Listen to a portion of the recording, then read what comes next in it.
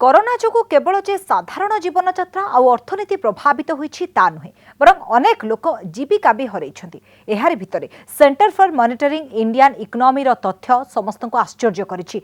गोटिए मासरे पाखापाखि 12 कोटी लोक जीविका हराइछन्ति। विश्वर प्राय 4 कोटी 90 लाख लोक दारिद्र्य सीमारेखा तळकु खसिछन्ति। देखंतु एही रिपोर्ट।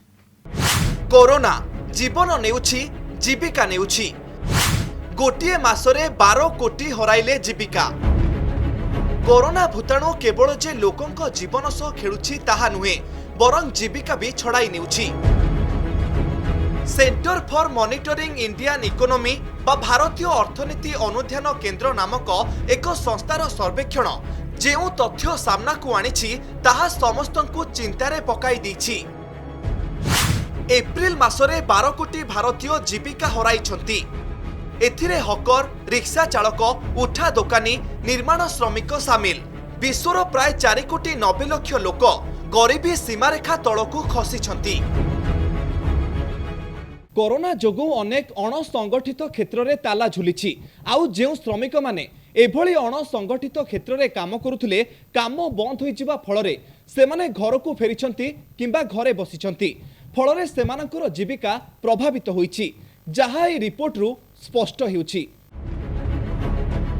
महामारी माड़े अर्थनीति दोहली जाइथिबा बेले घरोई क्षेत्र उपरे एहार एक बड़ प्रभाव पड़िछि।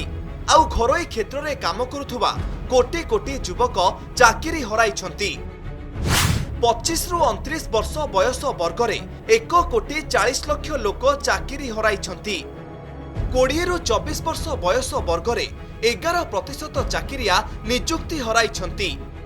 30 वर्ष बयस वर्ग में 3 कोटी 30 लाख युवक युवती चाकरी हराइछन्ति। चाकरी हराइथिबा 3 कोटी 30 लाखक मध्यरे 86% युवक अछन्ति। व्यवसाय उपरे कोरोनार प्रभाव जोगु घरोई कंपानी गुड़िक दोहली जाइछि। किछि घरोई कंपानी रे छटई आरंभ होइतिबा बेले आउ किछि कंपानी कम कर्मचारी को नै संस्था चलाइबाकू निष्पत्ति नैछन्ति। आउ एतिकी बेले आसिछि एभली एक रिपोर्ट।